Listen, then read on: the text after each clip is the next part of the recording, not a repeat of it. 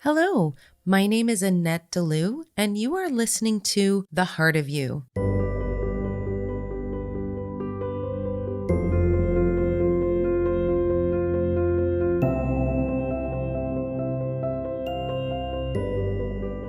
Welcome back to The Heart of You.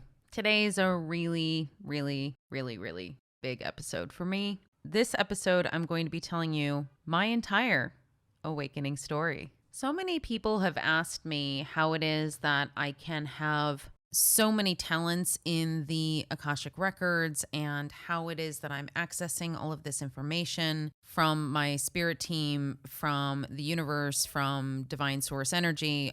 And how is it that I know all of this information? The answer is very simple. It is in my awakening story.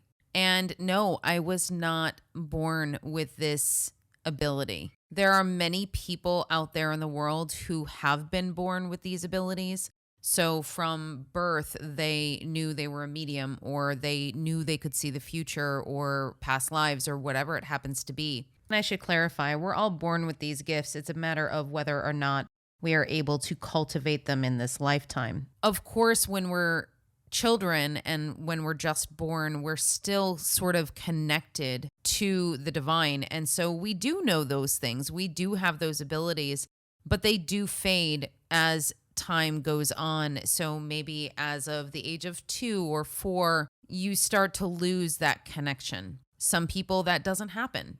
Some people it does. For me, definitely did. The good thing about that is I don't have to tell you my entire life story today. I'll start with a little background first. I grew up in an incredibly religious Catholic household. Both of my parents were raised Catholic, my father being from Iraq, being from just north of Baghdad. We are Chaldeans, which are Roman Catholics from the region. My mother is French, Polish, and German, and Roman Catholic as well. Now, my father was not super religious and later on in his life became an atheist or agnostic. He kind of wavered between the two over the course of his lifetime. My mom, to this day, is still very devout in her beliefs within the Catholic Church. Growing up, I went to Catholic school, I went to church, I did the whole thing. I never really resonated with a lot of the information because there was so much duality within the information. And at the time when I was a kid and a teenager, I didn't realize why it didn't really resonate with me. I just knew that it didn't. I do remember spending time with my sister when we were in church. Like, we'd be laughing and joking and doing things to the point where my mom would always have to yell at us to stop joking around, stop playing about while we were in church, that sort of thing. So it wasn't until I was 16 where I really came to the realization that Catholicism and religion in general was just not for me. We just so happened to have a visiting priest in our parish, and he was very conservative, and he came to one of my classes and basically said, if you don't believe in Jesus, if you don't believe in this, and that, then you're all going to hell. And I was like, oh, okay, I think that's a load of crap. And so I basically kind of detached myself from the Catholic teachings because of that particular experience. Now, there were other experiences that sort of led up to that, but ultimately that was the one experience that sort of made me say, okay, you know what? I have friends that are other religions. I have friends that don't believe in religion, and they're perfectly wonderful people. So you can't tell me that they're going to hell. So that started that particular journey for me. Fast forward throughout my teen years and my 20s, and I would say sort of the beginning part of my 30s. I basically went through a lot of searching and not really finding much of what I wanted in a spiritual life. Now, I can definitely say I have always believed in a higher power of some sort, but whether you wanted to call it the universe or whatever it was, I didn't really know exactly what it was. But I always did know that we were connected in some way, all of us, to divine source energy, but didn't really know exactly how. Throughout my late teens, my 20s and early 30s, I was basically a little rebellious goth girl. I was going to nightclubs like 5 days a week. I was smoking. I was drinking. That was basically what I did for those couple of decades. So I did not really explore too much into spirituality. I had gotten a couple of readings in the past. So obviously, being in the whole goth industrial scene, there were a lot of people in general who practiced either witchcraft or claimed to practice witchcraft, whatever it was. And also, that scene does attract a lot of people who are psychic or have certain sort of gifts. So I do remember having a party one year, and there were a lot of people at my house. I think I had like 120 people at my house. And there was this one woman who happened to be giving readings. And I sat down and I decided to get a reading from her really briefly. It was towards the end of the night. I had already been drinking a considerable amount. So the reading itself was probably not the best time to get something like that. But I did. And, so that was the first time I had gotten a reading. It wasn't until a few years later that I actually called that woman again and asked her if she would give me an actual proper reading, where I was not drinking and that I was actually focused and asking questions that I wanted to know the answers to. So I got that reading from her. I had just moved to Philadelphia at the time. It was 2004, and I was miserable. I was miserable in Philadelphia. I needed to get out of Chicago at the time. I knew I did, but then I moved to Philadelphia, and I was horribly, horribly depressed and just couldn't handle my life. And so I decided to get a session from her, and I remember getting the session, and that was the very first time I had met one of my guardian angels and one of my spirit guides. The session itself, I remember very specifically because some of the things she was saying really did resonate, but then other things I don't think I was ready to hear yet. So she had given me 3 of the past lives that I had had, and they were very basic past lives that she had given me, and I think it was designed that way by my guides simply because they knew I was not ready to take in this information yet. This was sort of the entryway or the gateway, if you will, that introduced me to the information, introduced me to the fact that there are past life readings out there, that somebody can actually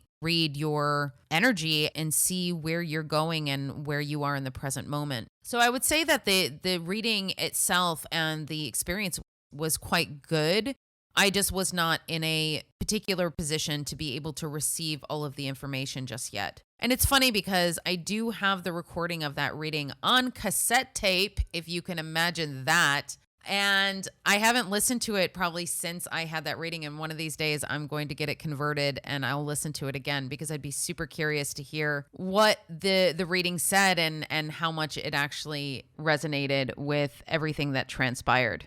Fast forward to a few more years and I'm back in Chicago. I was out with some girlfriends. We went out for a weekend and they all wanted to get tarot readings. And I decided, well, there's no way that I'm going to get a tarot reading from somebody who I don't know because I wanted to make sure that they were legitimate readers. Okay, so this was back when I was like, oh, I want to make sure they're real, Well, okay, so yeah, are there people out there who maybe claim that they can read tarot or claim that they can see the future or whatever it is, and they can't? Sure. Of course, there are people out there that are like that. But I would say that more times than not, if you get a reading from somebody and it doesn't resonate, it's probably because you just don't resonate with that particular person versus they don't know what they're doing. So all my friends got their tarot readings and I was like, you know what? No, I'm going to wait until we get back to Chicago and I'm going to research and I'm going to find somebody who's, really, really good at doing readings. So I did. So I went home and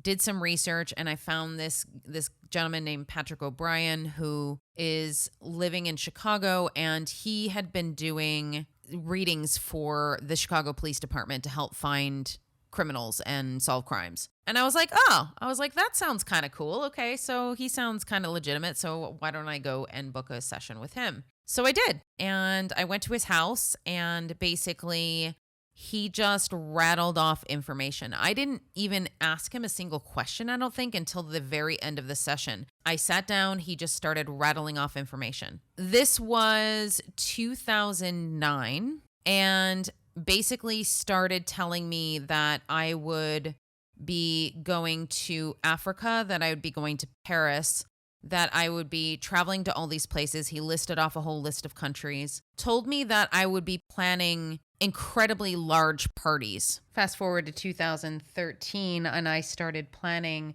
Le Dîner en Blanc, which is the pop-up dinner party where everyone wears white and converges on a secret location. Yeah, I started planning those and continued to do so until 2019. Then started talking about my mom and my father and started telling me all of this information about them, which was completely 100% accurate. He then told me that I was psychic, and he said, "Did you know that you're psychic and you need to really start writing some things down?" And I said, "What are you talking about? Like, what? I have no idea what you're talking about."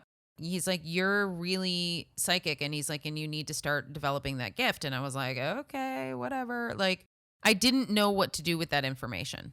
So I left that reading. I thought it was a really great reading. And that sort of got me in the mood, so to speak, to start doing a little bit more research, maybe start getting other readings. So then the other reading I got that year was a Vedic astrology reading. And overall, I did not necessarily resonate with the Vedic astrology, but the one thing that he said to me was, "Oh, so your design career is going to be very, very successful until you hit about the age of 50, in which case you are going to become a spiritual teacher." And I laughed out loud. I was like, "Are you kidding me? Like, that's hilarious. I can't even imagine why on earth I would ever want to do that." So, yeah. That's all I'm going to say. I'm just going to leave that there. So, yeah. That's all I'm going to say. I'm just going to leave that there. That's all I'm going to say.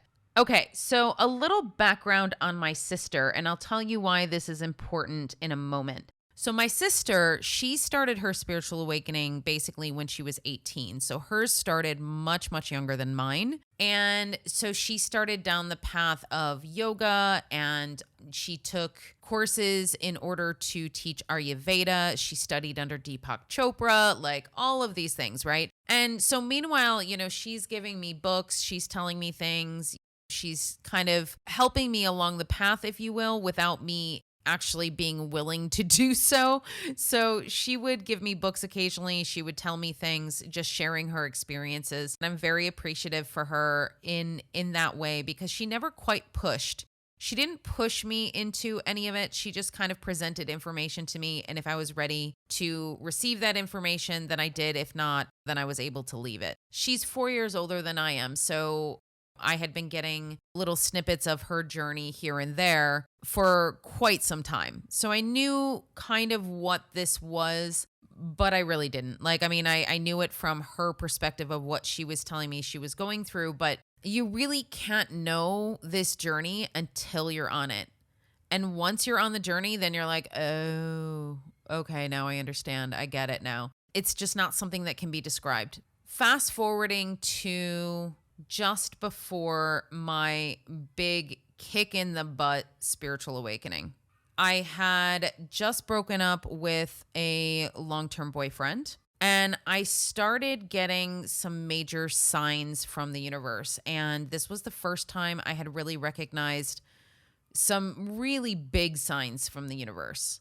They were so loud, I could not ignore them. I could not ignore them as signs. So even if I tried, there was no possible way I would have been able to. The signs were not particularly clear, but I think it was just sort of the precursor to giving me information that I needed at the time. So I started working with signs and started looking up signs, started looking up dreams. Now, dreams were always something that sort of permeated my experience. So I would look up dream meanings and dream signs quite often. So after having those experiences with the signs and getting more sort of like vivid dreams and all of those things, the universe pointed me in the direction of my twin flame. Now, I did an episode about twin flames a few episodes ago, so if you want to go back and listen to that, you can. So I'm not going to go into the whole definition of what a twin flame is or anything like that. I'm just going to talk about it in terms of how this affected me in my spiritual awakening process. I met this person, and you have to understand that the background for me and dating has been, I liked somebody, I very much put everything into it, but the second I felt like they weren't stepping up, or that they were not contributing, or they weren't meeting me halfway or something like that, I would basically either end it, or it would be sort of a mutual ending, or whatever happened. So I was not somebody who really likes to stick around in relationships if they're not working. At the time, I was the person that was very quick to basically run away, or just kind of, cut my losses and say, okay, you know what, I'm out. So that bit of information is incredibly important for sort of what's to come. So I meet this person, and immediately I knew there was something about him that I was connected to. Now, since I was a very young girl, I had this sort of knowing and this almost like a pit in my stomach that I knew that there was somebody out there for me, and I didn't know why. I didn't know why I felt this pull. Of course, yeah, we grow up in sort of fairy tale land thinking that everybody has their prince.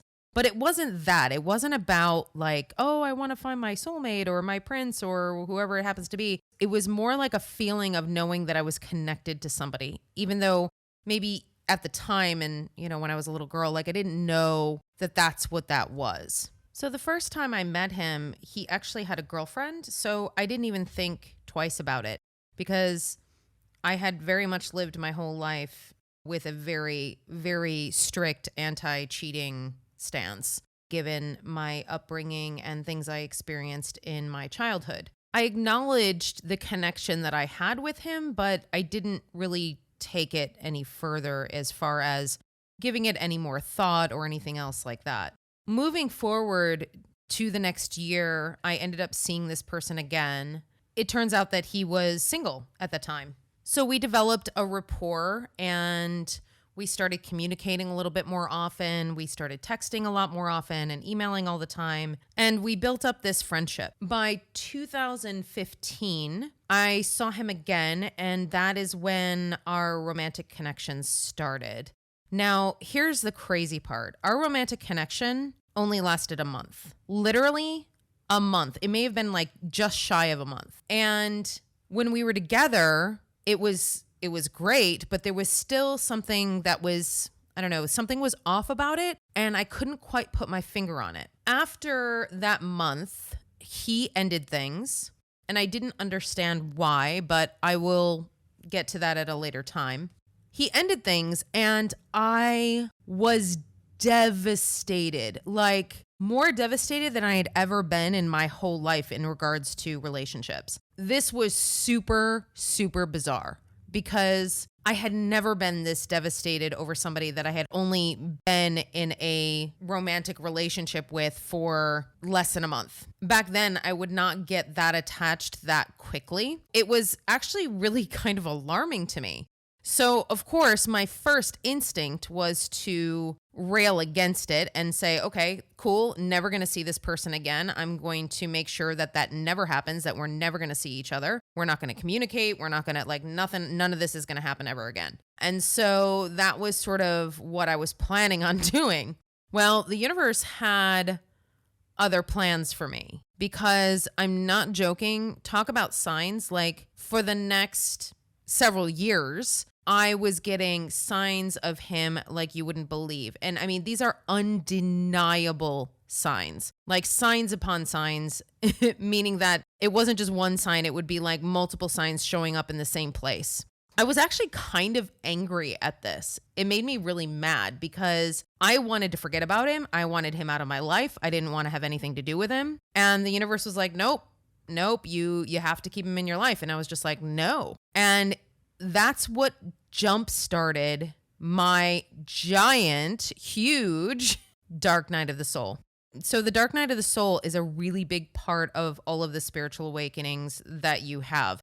And I say all of the spiritual awakenings because it's an ongoing process. It's not something where you just, oh, I'm awake now and that's it. It's a constant process. So when people say, oh, I had my dark night of the soul, I'm like, oh, that's great. How many have you had? Oh, well, just one. Oh, okay. Well, you'll have more. Trust me, you'll have more because it doesn't just come out all in one period of time. I spent a better part of 6 months doing nothing but sitting on my balcony, crying, drinking coffee, smoking cigarettes, and doing nothing, basically. Of course, I did my job. I, did the work that I needed to do and that sort of thing. But I was basically a non-functional human being. What actually got me out of it was my sister. So she had called me one day and said, hey, I just met this really great psychic at this psychic fair that I went to. And I don't know, I just feel like you would really benefit to talk to her.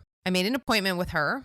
Keep in mind that I still have no idea what a twin flame is. And in fact, this reader that I ended up getting multiple readings from, she did not mention twin flames either. I didn't find out about twin flames until basically like a year and a half after that. She had said to me when we talked about this particular gentleman that he was an incredibly good guy. She's like, he's a good guy. He has a really good soul. And I said, I know, but there's something about what's going on right now and it just doesn't feel right. He's not showing up and, all of these things. So there was, a lot of back and forth regarding that. She was telling me what I knew in my heart to be true, which was I knew this person on a soul level. And I knew that in his soul, he was this beautiful, pure, divine person, like we all are. We're all divine people, but this particular connection to him, I knew that it was different for me. I was just not ready to accept it. I was not ready to accept the fact that I was connected to this person. Slowly but surely, I crawled my way out of my dark night of the soul, and I was able to finally come to terms with the fact that, okay, maybe we're not going to be together at this moment. Whatever it happens to be, I just need to continue moving forward. I got out of the dark night of the soul and proceeded to feel better because I was able to work through some of the shadows that were sort of lurking in the back of my subconscious. So then fast forward to the following year and I saw him again. And when I saw him, it was a totally different energy. So we had a great time together. We traveled together.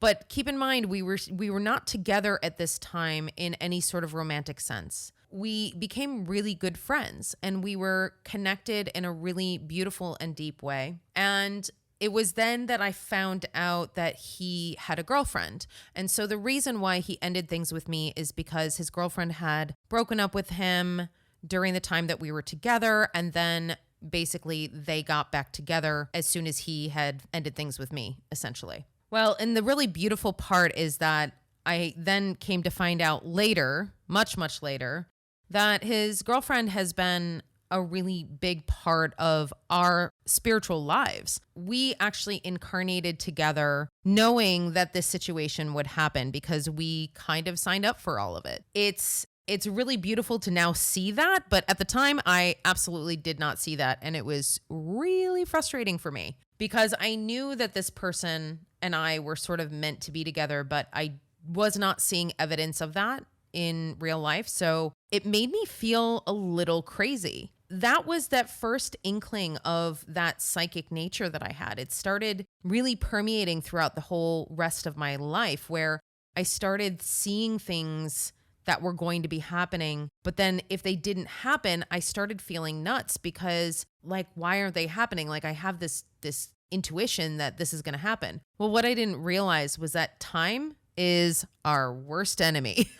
Like essentially, I was expecting these things to happen. Oh, okay, well, I got the intuition, so it's going to happen right now.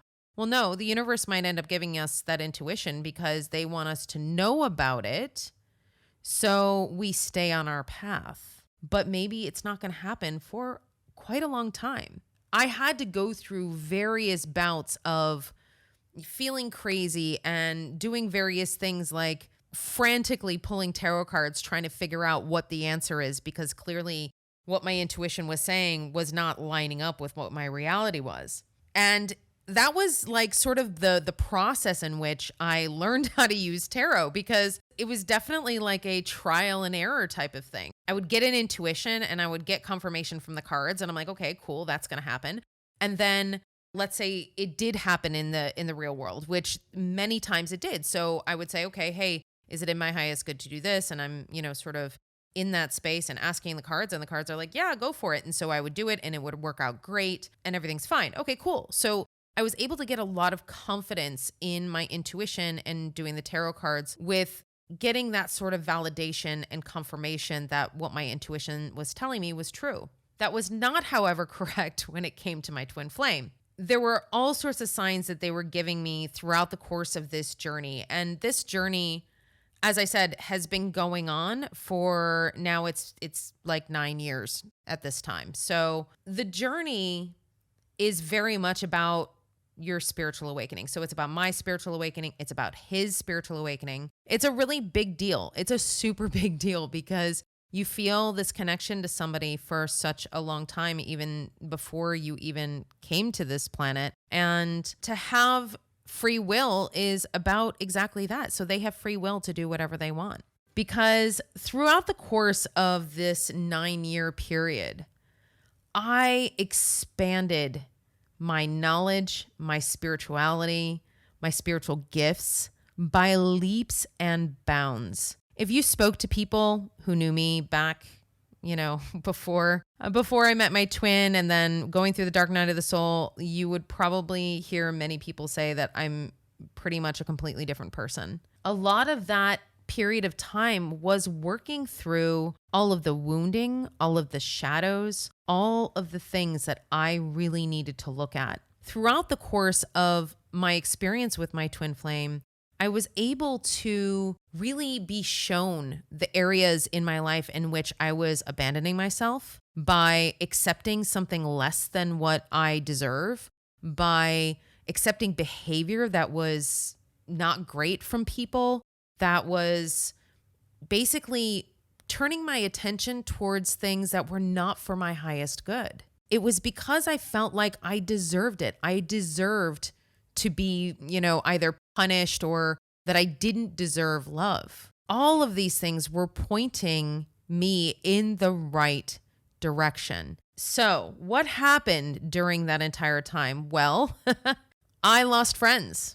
I lost jobs. I lost all kinds of things. And that is 100% normal on the spiritual awakening, because what happens is that as you raise your frequency and your vibration, you stop resonating with certain things. So, for example, a couple years in after my dark night of the soul, I started becoming incredibly sensitive to, let's say, violence on television. So one of my favorite shows was The Walking Dead, and I couldn't watch it anymore.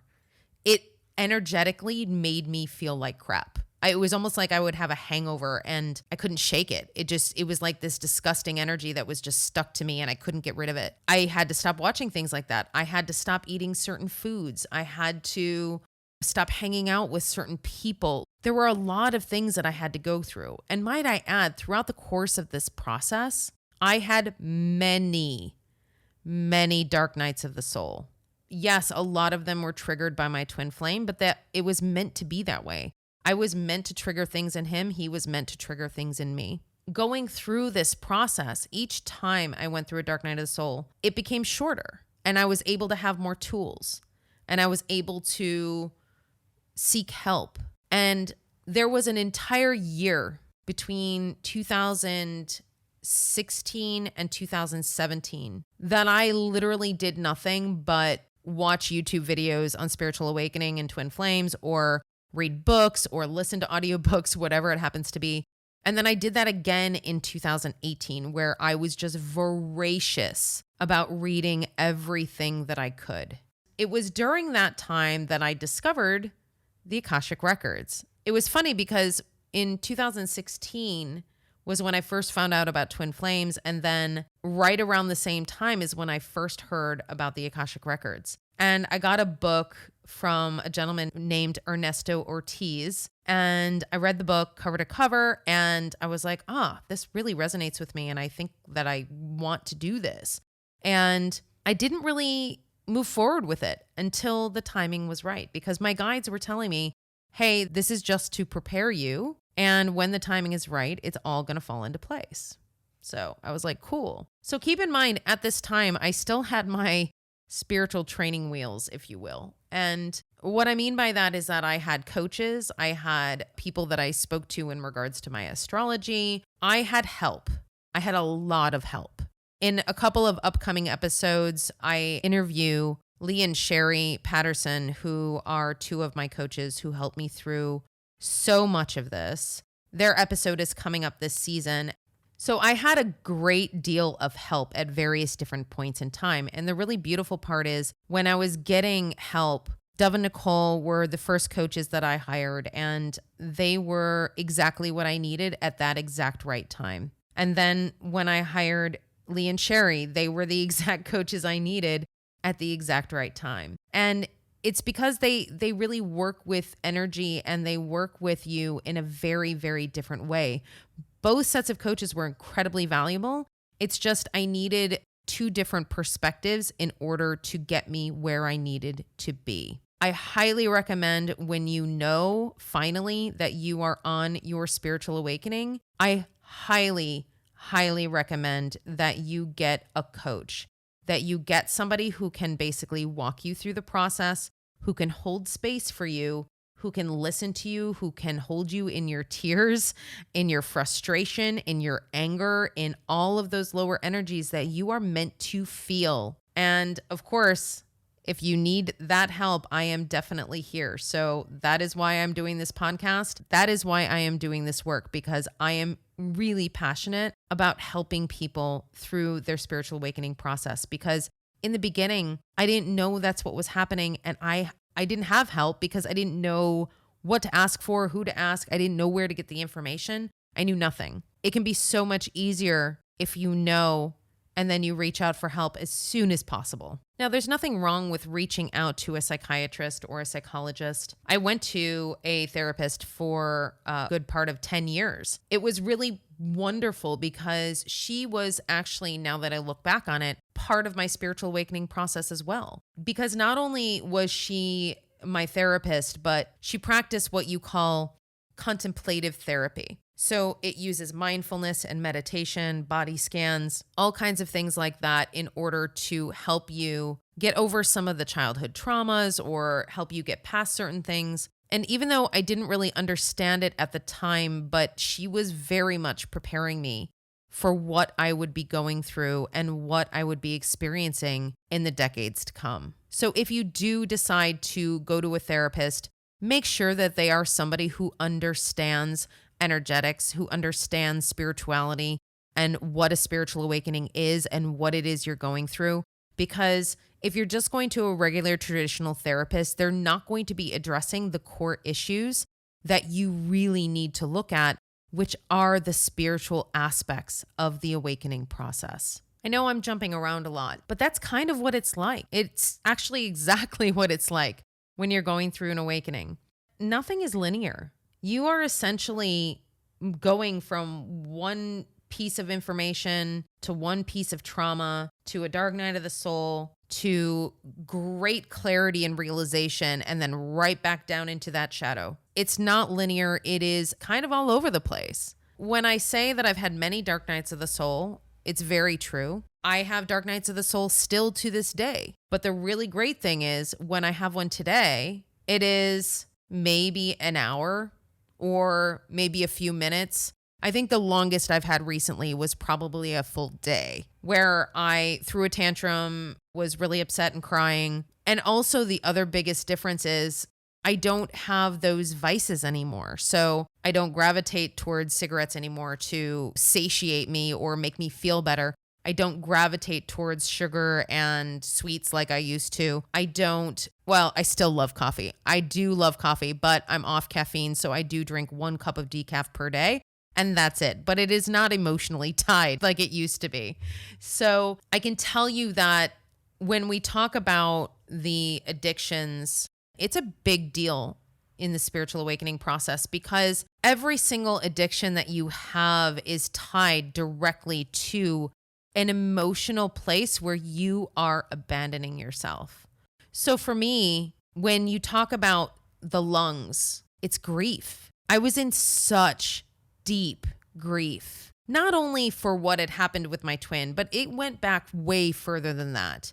It went back to my father. It went back to past lives. It went back to a lot of stuff. So I was holding on to that grief so tightly that I was stuffing it down. And basically that is what people do when they're smoking. They're stuffing down their grief. So the next time you see somebody smoking, don't judge them. Look at them from the standpoint of, wow, that person must be in some really deep grief, and try to have some compassion. The other thing that's a really big hallmark of going through your spiritual awakening is the universe sort of clearing your schedule to allow you the time and the space to learn the things that you need to learn. You will find that maybe you will lose a job and somehow you're financially supported, but yet you have all this time to be able to do the research and to go within and do your meditation and cultivate a practice or take a training in Reiki or learn about crystals or whatever it happens to be.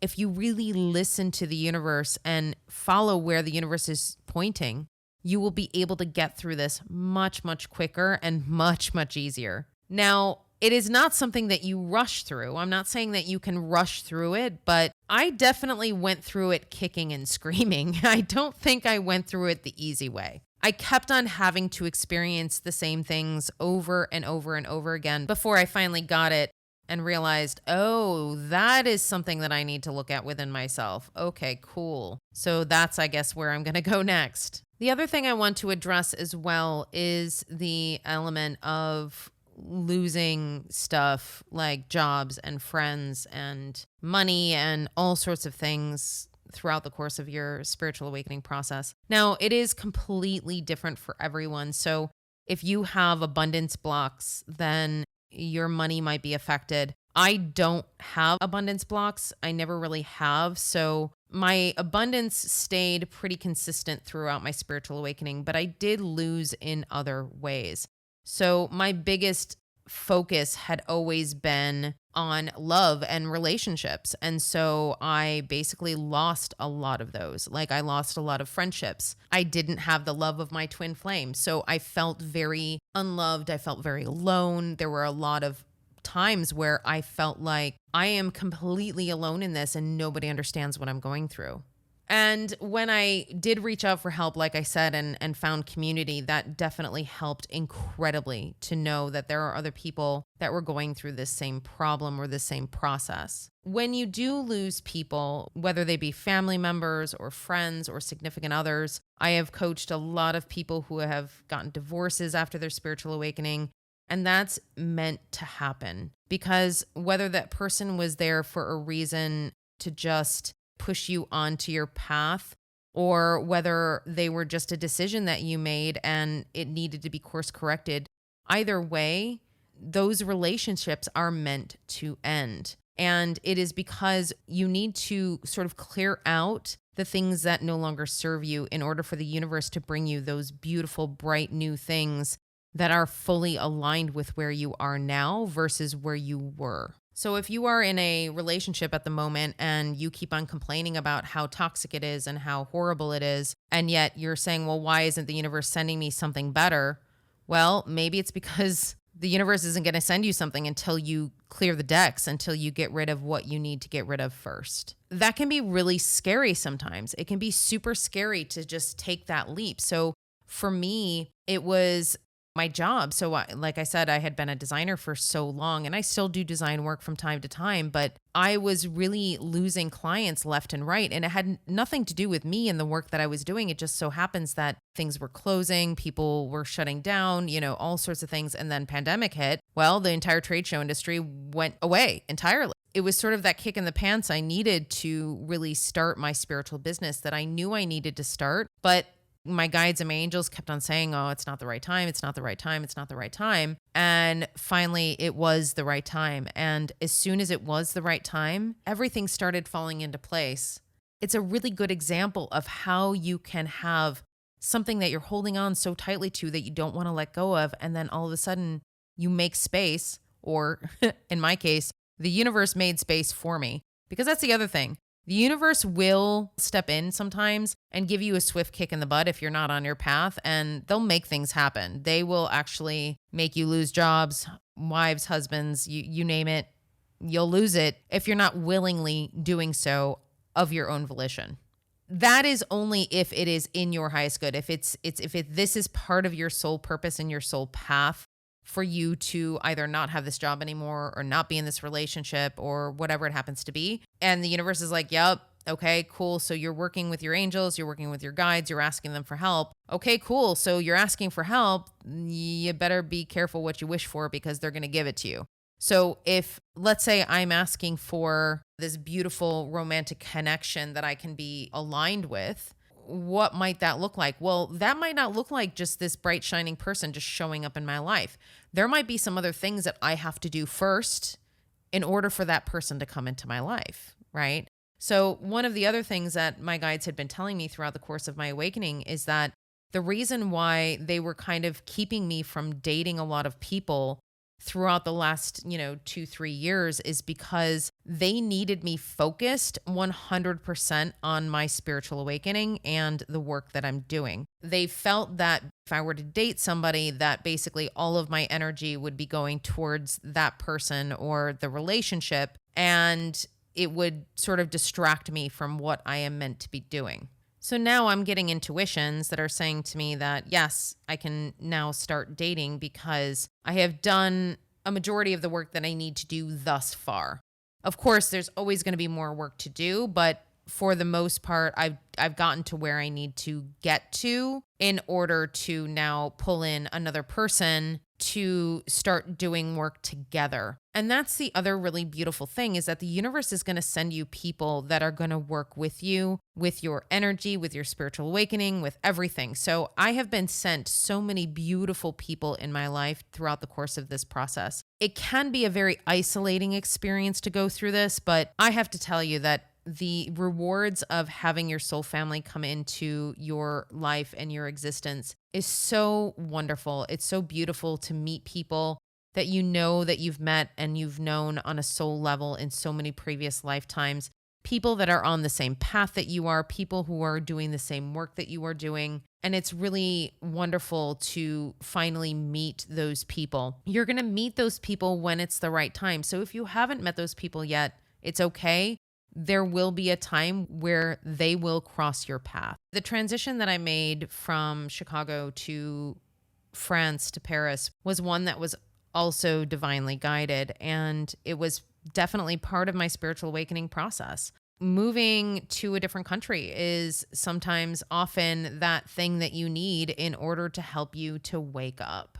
I had been in Chicago. Like I said, I had been doing all of the reading and the voracious consuming of information, meditations and classes and all kinds of things. And I felt very isolated because I was spending a ton of time alone. I had 2 other friends who understood the journey and were kind of going through it as well. But for the most part, I spent a lot of my time alone, which if you would have known me in my 20s, you would have been like, oh my God, that's crazy. Because I was one of those people when I first got my apartment in Chicago where I couldn't stand to be alone. I had to be on the phone 24/7 with somebody because I couldn't handle being on my own. And I couldn't handle being by myself and not having companionship. And to go from that place to where I was, which is being super comfortable with myself, super comfortable with spending time alone and being okay with being alone, it was a huge deal for me. It was a super big deal.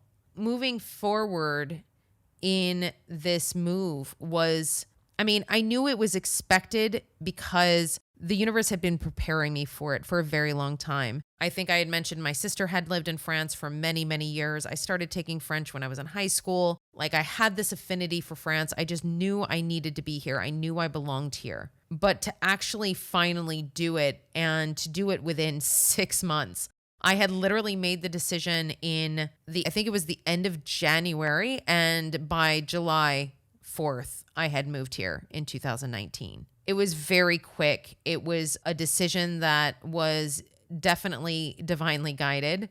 Was it hard? Yeah, it was super hard. I went through a lot more dark nights of the soul. I can tell you that. So for the first 3 months to 4 months that I was here, it was tough. It was really tough. But it was just more layers. It was more layers that I needed to transmute, that I needed to look at, that I needed to dive into. Whatever it happened to be, whatever issue I had to look at within myself, all of these experiences were showing them to me. It wasn't until about December of 2019 that I settled into my apartment. I started meeting my soul family. Everything started falling into place. And then the pandemic hit, which, I mean, I could not believe that that's what was happening, because basically I got here and all of a sudden we're not able to leave our houses. And believe it or not, it was another beautiful incubation space for me to be able to dive even deeper within my spiritual work. And so for almost 2 years, that's what I did. And of course, I started my business during that time, and I started coaching and doing Akashic record readings and everything else. And it was such a beautiful, creative space for me. Now, I know it wasn't a beautiful space for many, many people, but for me personally, it was a really great time to be able to cultivate this aspect of my life. Like I said, the universe is going to make you stop if you're not going to stop and take a look at where you're supposed to be. Confinement and everything else that we went through was almost like a global collective timeout for everyone. How do you pack, 10, 20 years worth of a spiritual awakening into an hour podcast? Well, you don't. So this is just a little taste, basically, of what I went through, the difficulties I went through, the hardships, and then the beautiful experiences that I had with meeting people who were aligned with what I was doing and where I was going, realizing that I was not crazy, and that, in fact, my intuition is spot on, and that my spiritual gifts are not only a gift to me, but they are a gift to everyone that I'm able to do sessions for. I love doing this work. It's so completely fulfilling to be able to help people through their awakening process. I know now that all of the experiences that I've had have basically been because I needed to help others through this process as well. And if you are one of those light workers out there who is in this same position, I tip my hat to you, because it's not an easy journey. It isn't. It is hard. It is trying. You want to give up. It makes you angry and frustrated. But I can tell you right now, it is 100% worth it. Because even though I've gone through everything that I've gone through, I feel like I'm still learning brand new things every single day. The universe is teaching me new things all the time. Yeah, I still get triggered sometimes into that shadow. Yes, I still go into those parts of my experience that I thought I was done with this. Well, no, some more stuff is coming up. Okay, cool. But now I have the tools to look at it. Now I have the tools to work through it. Now I have the tools to be able to move through it and transmute it or integrate it in a very, very easy and effective way. So stay tuned. Maybe, in the next couple of seasons, I'll do a part 2 to my spiritual awakening story, because who knows what's going to happen in the next year or two. We're always evolving. We're always changing. And thank God for that. I want to thank you for joining me today. And I look forward to walking this journey with you and pointing the way on your spiritual journey. If you are interested in learning more about me and the sessions that I do, feel free to go to my website at infinitesoullove.com. On all social media, Facebook, Instagram, TikTok, and YouTube at Infinite Soul Love 1111. Hey, and if you feel called, I would love it if you could rate The Heart of You on whatever streaming service you're using, whether it's Apple Podcasts or Spotify. Please take a moment, give it a review. It really does help the channel. Thanks so much.